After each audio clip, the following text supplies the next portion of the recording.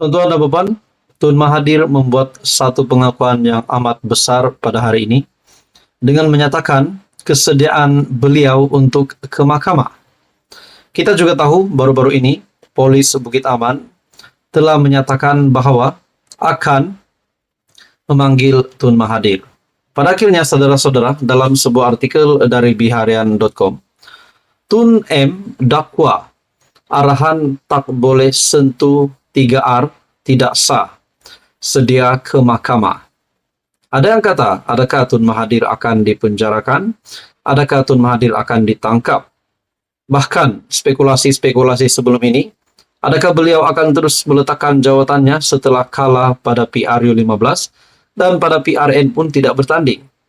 Pada akhirnya malam ini, tuan-tuan dan puan, satu artikel dari biharian.com, Tun Dr. Mahathir Mohamad mengakui sedia didakwa di mahkamah berhubung dakwaan beliau mengeluarkan kenyataan berunsur penghinaan terhadap institusi diraja baru-baru ini. Bekas Perdana Menteri itu berkata, ini kerana pendiriannya berhubung larangan menyentuh isu berkenaan 3R yang merujuk agama, kaum dan institusi diraja adalah undang-undang yang tidak sah dan dengan larangan itu tidak digubal menjadi sebuah undang-undang yang diluluskan dan diwartakan di parlimen. Saya tidak faham kenapa saya disoal. Kerana arahan tidak boleh guna 3R tidak sah. Kalau nak buat undang-undang bukan kuasa PM, tetapi dia perlu pergi ke parlimen. Menurut Anda, tuan-tuan dan puan, adakah apa yang dinyatakan Tun Mahathir di sini akan mendapat sokongan ramai pihak? Dalam artikel ini lagi, kalau parlimen lulus dan diwartakan sebagai undang-undang, barulah undang-undang itu berkuasa. Tapi PM buat keputusan tanpa rujukan kepada sesiapa. Dan ia kononnya dijadikan undang-undang, sehingga polis bertanya kepada saya macam-macam. Katanya ketika menjadi panel program Minggu Negarawan yang membincangkan tajuk peradaban dan sosiologi di Yayasan Kepimpinan Perdana. Beliau berkata demikian mengulas kenyataan Bukit Aman yang mengesahkan PDRM sedang menjalankan siasatan ke atasnya berkaitan kenyataan berunsur penghinaan terhadap institusi diraja. Dalam pada itu, Mahathir menegaskan larangan berhubung isu 3R itu dilihat sebagai satu bentuk tekanan daripada kerajaan melalui pihak polis. Siapa sahaja bercakap pasal bangsa, agama dan raja-raja akan disoal oleh polis. Ini adalah satu cara penekanan. It's a form of torture. Ia satu bentuk tekanan. Sebab semua orang takut kalau polis datang. Kerajaan guna polis mengugut rakyat supaya jangan bercakap berkenaan perkara yang kerajaan tidak boleh jawab, tambah beliau. Itu adalah kenyataan Tun Mahathir. Halo semua, salam sejahtera Malaysia. Selamat datang ke channel Fels Lifestyle. Tuan-tuan dan puan yang amat dihormati sekalian, setelah baru-baru ini viral di media sosial berkenaan dengan konsert Music First KFC yang dihadiri oleh pelajar-pelajar tahfiz. Akhirnya, terdapat satu pendedahan yang amat mengejutkan. Saya mendapat satu maklumat dari Facebook page Ana Tahu. Di dalam maklumat ini, menyatakan bahwa PN adalah dalang daripada semua ini, yang ingin menunjukkan kepada ramai orang bahwa kerajaan Madani ataupun Kerajaan Perpaduan Pimpinan Datuk Seri Anwar Ibrahim seolah-olah telah membawa satu budaya yang tidak baik dengan membawa pelajar tahfiz di dalam konsert tersebut.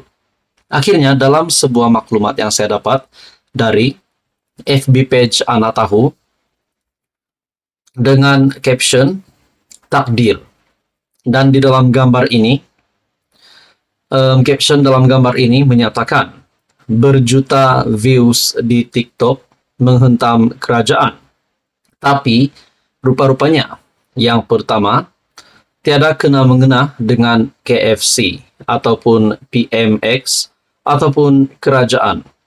Yang kedua, seorang ahli perniagaan telah membeli 700 tiket untuk diedar kepada anak-anak yatim daripada 22 buah rumah anak yatim.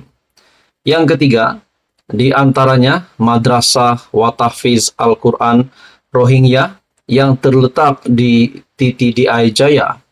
Yang keempat, kanak-kanak yang diviralkan itu anak-anak pelarian Rohingya yang tidak erti berbahasa Melayu.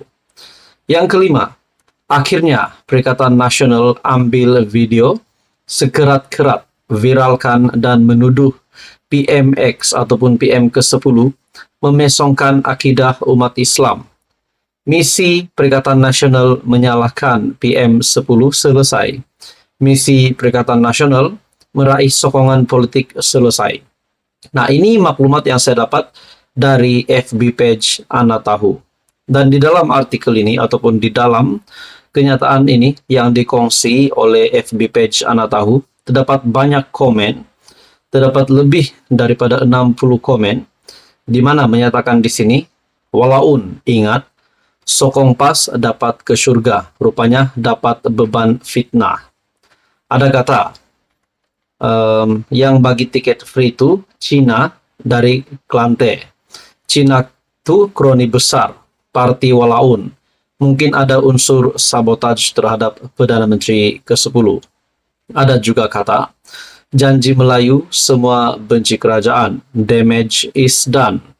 Halal haram tolak tepi, fitnah ke, kafirkan orang ke, janji matlamat kat dunia ni tercapai. Ada juga kata, tiada syurga bagi mereka yang mencipta dan menyebar fitnah. Persoalannya tuan-tuan dan puan,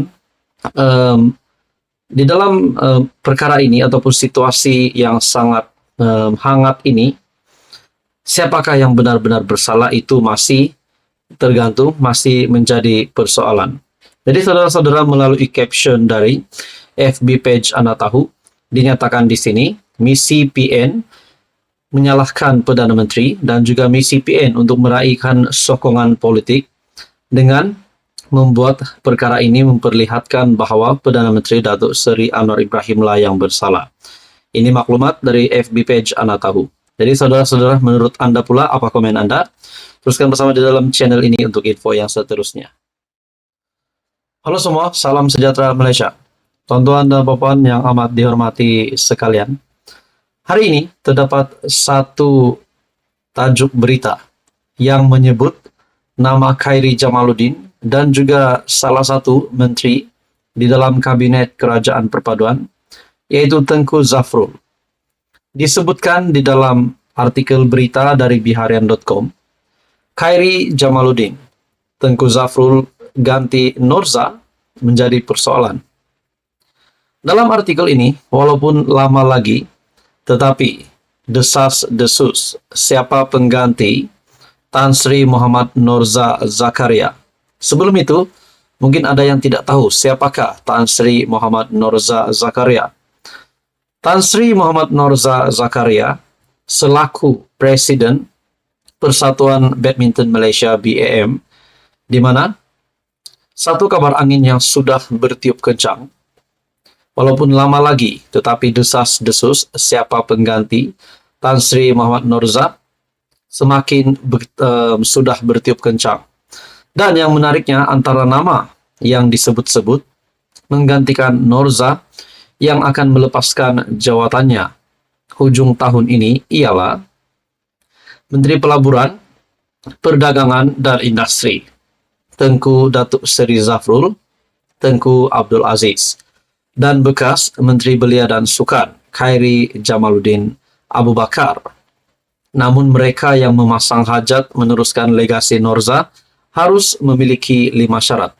Nah, persoalannya, adakah di sini sekiranya Tengku Zafrul yang akan menjadi Presiden BAM ataupun Persatuan Badminton Malaysia, adakah beliau akan melepaskan jawatan sebagai Menteri Pelaburan, Perdagangan dan Industri ataupun MITI? Dan yang kedua pula adalah Khairi Jamaluddin. Adakah sekiranya KJ menjadi Presiden Persatuan Badminton Malaysia BAM? Adakah ini bermakna KJ tidak lagi akan terlibat dengan politik. Nah, ini semua menjadi persoalan.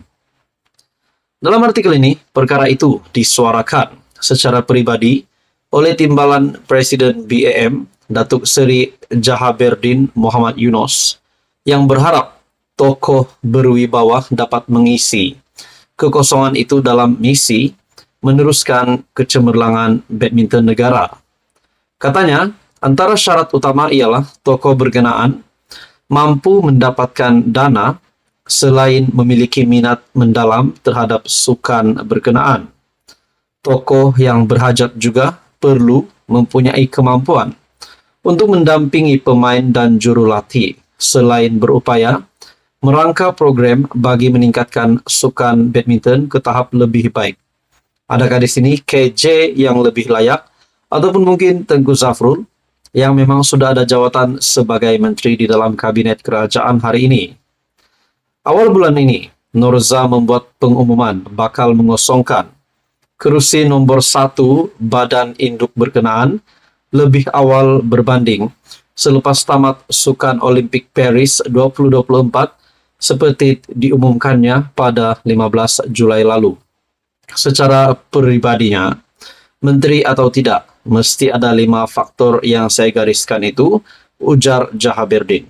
Nah, saudara-saudara, tuan-tuan dan puan, menurut Anda pula, adakah Tengku Zafrul sebagai Menteri MITI hari ini layak untuk menjadi Presiden BAM ataupun Khairy Jamaluddin yang hari ini tidak memegang mana-mana jawatan sebagai Menteri maupun beliau bukan sebagai MP juga? Tuan-tuan dan puan, satu artikel dari biharian.com, KJ, Tengku Zafrul dikatakan mungkin ataupun menjadi calon yang bakal menggantikan Norza.